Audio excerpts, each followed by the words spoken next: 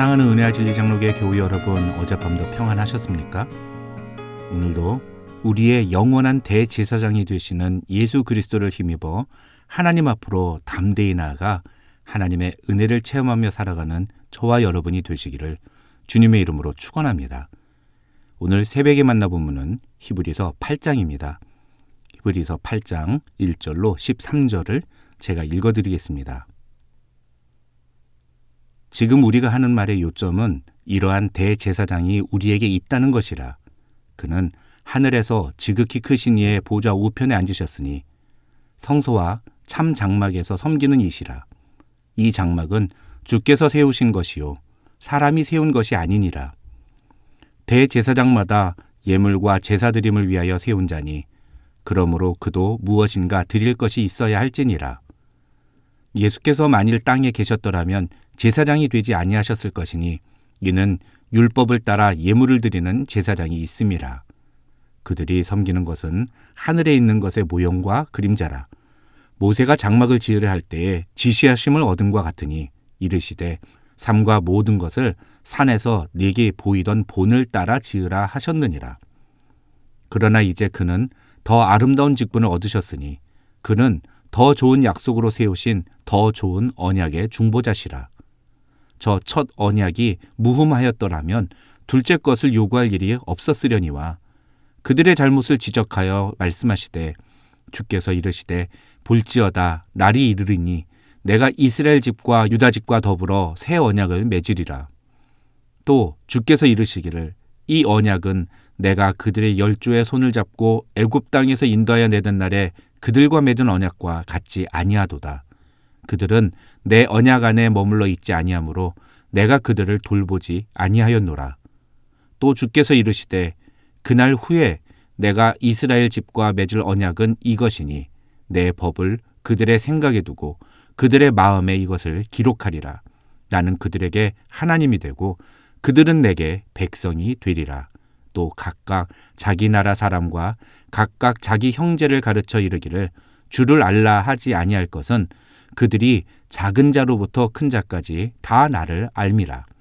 내가 그들의 불의를 긍휼히 여기고 그들의 죄를 다시 기억하지 아니하리라 하셨느니라.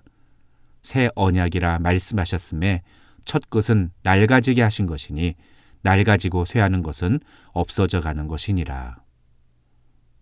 오늘 본문인 히브리서 8장부터 주일 본문인 10장까지는 5장과 7장에서 언급한 멜기세덱의 반차를 따른 대제사장이 되신 예수 그리스도로 인해 우리에게 주어진 놀라운 은혜와 축복이 무엇인지에 대한 내용이 기록되어 있습니다.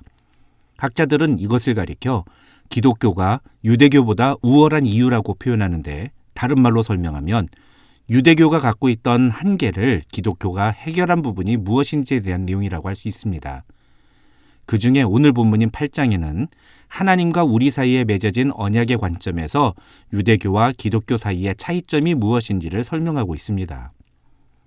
먼저 1절을 보시면 히브리서의 저자는 지금 우리가 하는 말의 요점은 이러한 대제사장이 우리에게 있다는 것이라 하면서 이제부터 이야기하는 내용이 멜기세덱의 반차를 따라 대제사장이 되신 예수 그리스도로 인해 우리가 누리게 된 은혜가 무엇인지에 대한 것임을 이야기합니다. 이 1절을 이전 한글 개역 성경에서는 이제 하는 말의 중요한 것은 이라고 번역함으로써 이 8장에서부터 10장에서 이야기하는 내용이 기독교 신앙에 있어서 얼마나 중요한 것인지를 다시 한번 언급했습니다. 이 8장에서 히브리서 저자가 이야기하려는 내용을 간단하게 요약하면 유대교의 핵심인 율법의 요구가 새로운 대제사장 되신 예수 그리스도를 통해 성취됨으로써 이제 하나님은 그의 백성들과 새로운 언약을 맺으셨다는 것입니다. 그 새 언약의 내용이 무엇이냐가 바로 8장의 내용인 것입니다. 그래서 이 8장의 내용을 이해하려면 유대계의 뼈대인 율법을 근거로 세워진 옛 언약의 조건과 예수 그리스도로 말미암아 하나님께서 그의 백성들과 새로 맺으신 새 언약의 조건이 무엇인지를 서로 비교하면서 봐야만 쉽게 이해가 가능합니다. 먼저 옛 언약 아래서 하나님과 죄인인 우리 인간 사이에 중보자 역할을 감당했던 존재들이 달라졌습니다. 그것은 이미 몇 번 말씀을 드린 내용인데 유대교의 율법에서는 하나님께 인간의 죄를 가지고 나아가는 역할을 한 것이 바로 레위 지파 출신의 대제사장들이었습니다.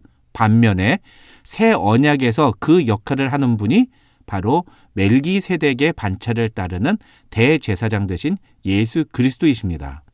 이 내용이 중요한 것은 이제 다시는 하나님께 나아가는데 인간 중보자의 존재가 필요하지 않다는 것 때문입니다.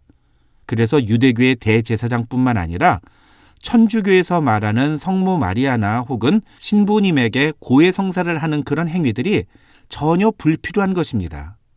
더더군다나 우리 기독교에서도 이 교리를 분명하게 알고 있다면 더 이상 목사 의존 신앙을 갖지 않을 수 있습니다. 지금도 어떤 분들은 목사가 기도하면 뭔가 하나님이 더 크게 기도에 응답해 주시고 복을 주시는 것처럼 생각하는 분들이 있는데요.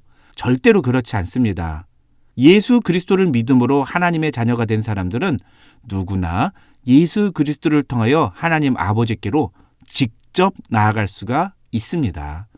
그렇다면 목사는 왜 존재하는 걸까요? 목사는 두 가지 이유 때문에 존재합니다. 첫째는 성도들을 하나님의 말씀으로 가르치고 그래서 성도들을 예수 그리스도의 온전한 제자로 세우라고 하나님께서 교회에 세우신 직분입니다. 또 다른 이유는 유기적인 조직체로서의 교회를 책임지고 교회를 이끄는 리더로서 하나님이 세우신 것이 바로 목사입니다.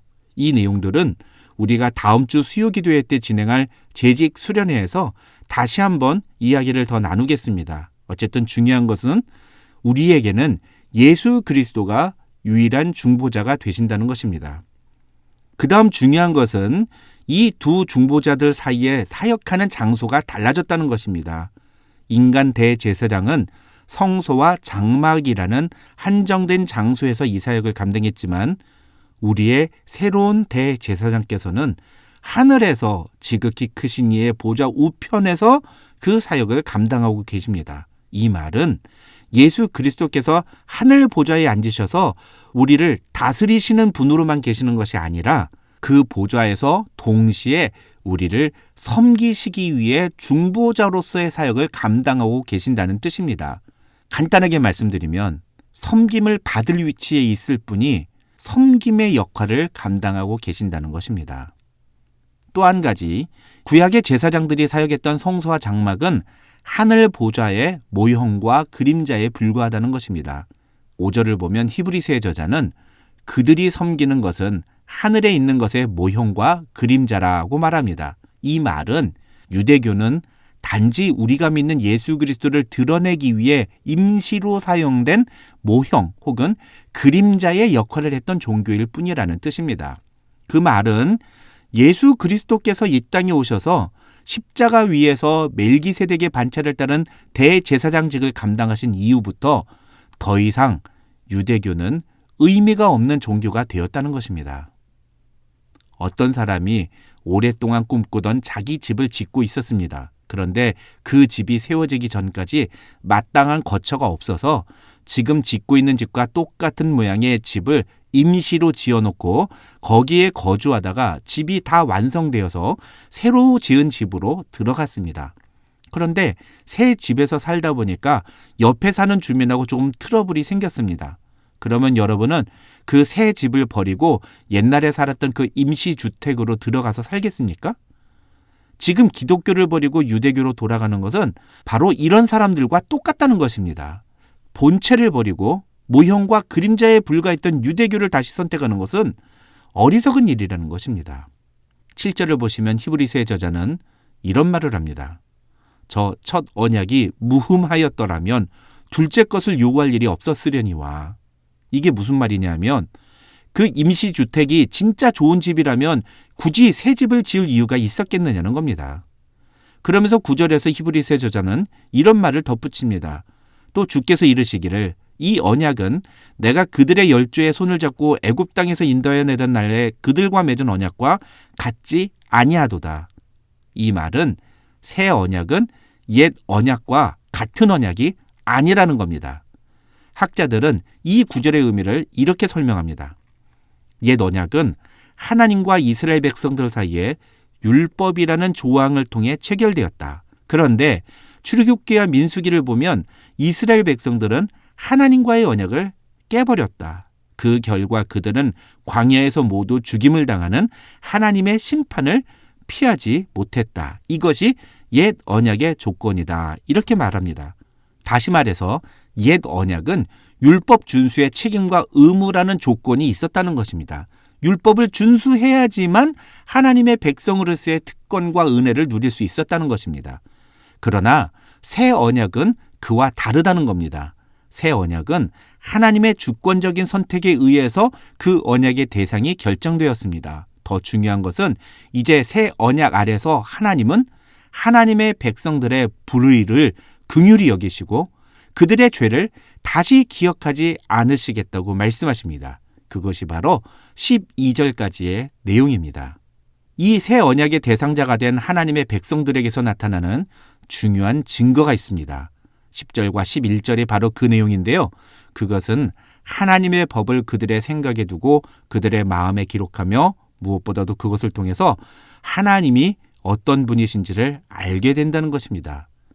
유대교에서는 하나님이 어떤 분이신지를 아는 것은 소수의 특별한 사람들에게만 허락된 것이었습니다. 그것이 바로 하나님의 계시의 속성입니다. 그런데 새 언약 아래에서는 소수의 사람들만이 아니라 새 언약의 대상자인 모든 사람들이 다 하나님이 어떤 분이신지를 알게 된다고 주께서 말씀하셨다고 히브리서 저자는 이야기하고 있는 것입니다. 무슨 이야기입니까?